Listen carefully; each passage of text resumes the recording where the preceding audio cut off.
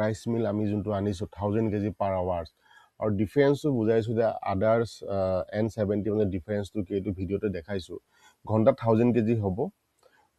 new মানে modern machinery হয় business আৰম্ভ কৰিব যিবিলাক মানে 1000 kg যদি ঘণ্টাত কৰিব বিচাৰে বেলেগ ইণ্ডাষ্ট্ৰীত মোটামুটি ধৰক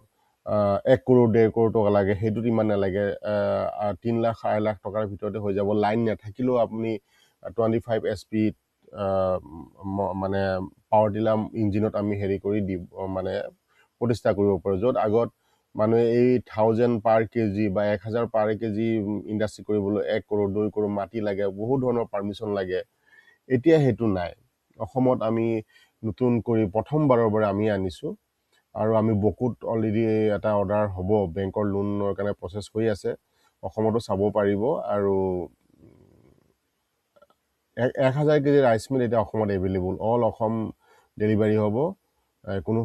হেৰি নাই আপুনি ডিছক্ৰিপশ্যনত থকা নম্বৰত আপুনি কল কৰিলে হ'ল আৰু